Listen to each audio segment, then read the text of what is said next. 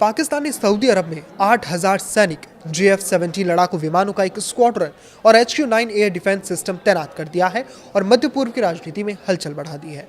ये तैनाती ऐसे समय में हुई है जब पाकिस्तान ईरान और अमेरिका के बीच युद्ध विराम और शांति वार्ता में अहम मध्यस्थ की भूमिका निभा रहा है।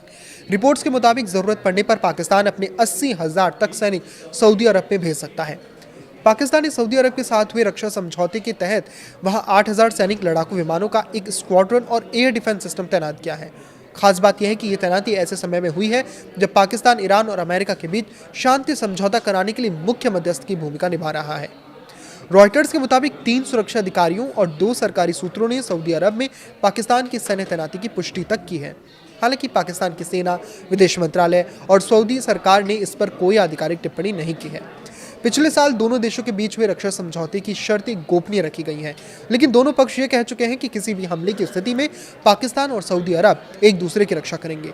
पाकिस्तान के रक्षा मंत्री ख्वाजा आसिफ ने कहा था कि इस रक्षा समझौते के तहत सऊदी अरब पाकिस्तान की परमाणु सुरक्षा के दायरे में आएगा।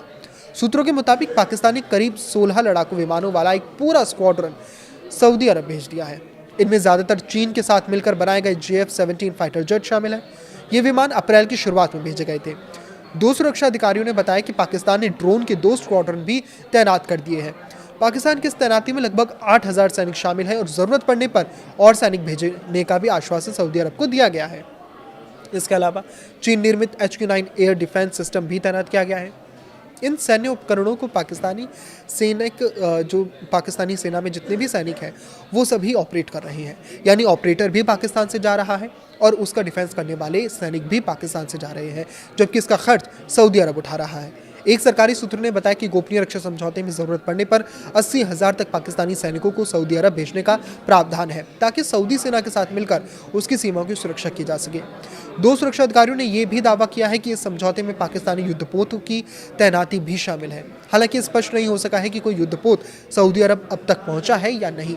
इससे पहले भी खबरें आई थी कि ईरानी हमलों में सऊदी ऊर्जा ढांचे को नुकसान पहुंचने और एक सऊदी नागरिक की मौत के बाद पाकिस्तान ने सऊदी अरब में लड़ाकू विमान भेजे थे। उस समय आशंका जताई जा रही थी कि सऊदी अरब जवाबी कार्रवाई कर सकता है और संघर्ष और व्यापक हो सकता है।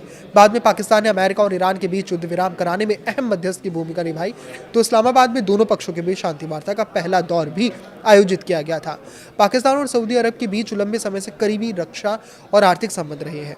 पाकिस्तान वर्षों से सऊदी सेना को प्रशिक्षण और सैन्य सहयोग देता रहा है, जबकि आर्थिक संकट के समय सऊदी अरब कई बार पाकिस्तान की वित्तीय मदद करता रहा है। इस पर आपकी क्या राय है, हमें कमेंट करके जरूर बताएं। लाइक करें, शेयर करें और इसी तरह जुड़े रहें। नमस्कार।